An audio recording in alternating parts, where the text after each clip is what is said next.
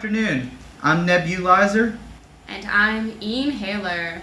And welcome to the 4 o'clock news segment, A Breath of Fresh Air. Breaking news. Reports from the Department of Oxygenation, Transportation, and Distribution, or LUNGS for short, suggest that salbutamol can actually make you breathe better. This drug has been approved by the FDA to treat and prevent wheezing, COPD, and asthma.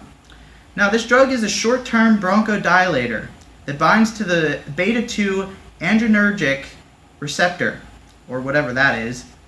Now, over to my competitive inhibitor, Ian, with more information about the drug's track record.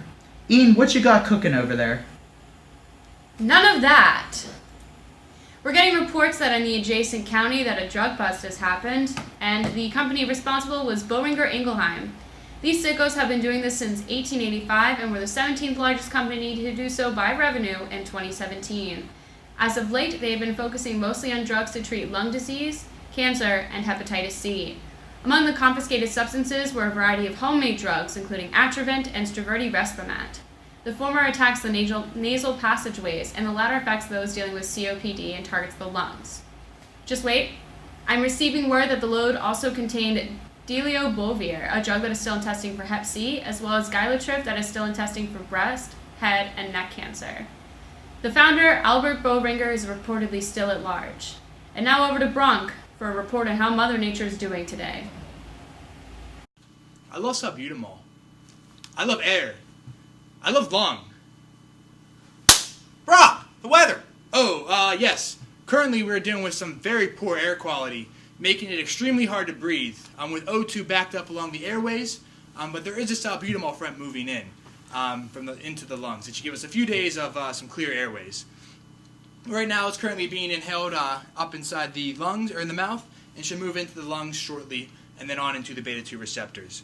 Once it gets moving into those beta-2 receptors, we can expect some binding to that epinephrine active site within those receptors. And once that system gets moving within there, we'll see some conversion from ATP to cyclic adenosine monophosphate, or better known as CAMP. I love CAMP. Once it gets moving, we'll see protein kinase A become active and bring some much-needed relief to those bronchial muscles and those airways. Now here's a look at your 5-day forecast. So like we said, Monday it'll be very congested, causing the salbutamol to move in. It'll reach the lungs by Tuesday, and then we'll start to see that clearing of the airways by Wednesday. And then Thursday, it should all be clear and those muscles should be relaxed. And then Friday, it should be smooth breathing and some clear airways. And now to Maud Menton with the molecular interactions. Maud, take it over. Thanks, Bronk. If you take a look at the structure of salbutamol, you can see there are 4 main functional groups. There are the benzene ring, the 3 hydroxyl groups, the amine group, and the tert-butyl group. All these functional groups undergo non-covalent interactions with other molecules. Each of the functional groups undergo London dispersive forces. The amine and hydroxyl groups undergo dipole-dipole interactions and hydrogen bonding. The benzene ring undergoes pi-pi interactions and carbon-pi interactions. The amine and hydroxyl groups are all hydrogen bond donor groups, and the hydrogen bonding leads to effectiveness in biological systems. Like in many amino acid groups, salbutamol is affected by the pH level. A change in pH can cause the deprotonation of hydroxyl groups and the protonation of amine groups, which leads to electrostatic interactions, drastically affecting the function of salbutamol in the body. Now over to my cofactor Leonore for more with pocket interactions. Howdy folks, Leonard Michaelis here. Most of you probably know me as Wheeze. I got my nickname because I used to smoke a lot of stuff, plus I have asthma and only half a lung on my right side.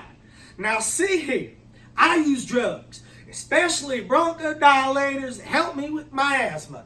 It's called salbutamol. After I inhale all that goodness deep into my 1.5 lungs, salbutamol interacts with transmembrane proteins in my cells made of 7 alpha helical structures. Seen here, these fellas are called beta-2 adrenergic receptors. The salbutamol molecule crashes a party in the extracellular pocket seen here. Let's see if we can take a closer look at all that high-intensity action. Whammy! Look at these hydrophobic interactions between the tryptophan and the methyl group on the salbutamol molecule. We also got more hydrophobic interactions between the phenylalanine and the benzyl group in the salbutamol molecule happening right here. We also got some serious pi-pi interactions between the phenylalanine and this benzyl group again. We got more pi-pi interactions going on between the tryptophan and the phenylalanine. Holy hydrogen bonding, people. Check out these here serines. These are hydrogen bond donors between the oxygen and the hydrogen in the serine 207 and hydroxyl groups in the salbutamol molecule. We also got some more hydrogen bonding interactions between here and this oxygen up here. But look out, serine 204 and 207. Y'all got some serious competition from serine 203. This hydrogen wants both of these oxygens too.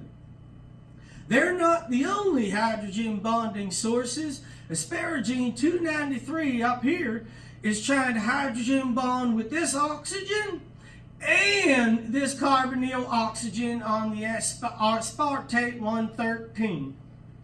Now, aspartate 113 is also a hydrogen bond acceptor from this amino group on the salbutamol molecule. Whammy! Ain't that just something else, people? Back to you, buckaroos. Whammy! Well, that catalyzed quickly, Ian. Well, actually, if we're going to be technical, a transition state of a reaction is actually on the scale of femtoseconds. Therefore, that really wasn't actually that fast at all. And we really want to look at it. Well, that's all the time we have. I'm Nebulizer. And I'm Inhaler. And tune in tomorrow for your favorite news segment, A Breath of Fresh Air.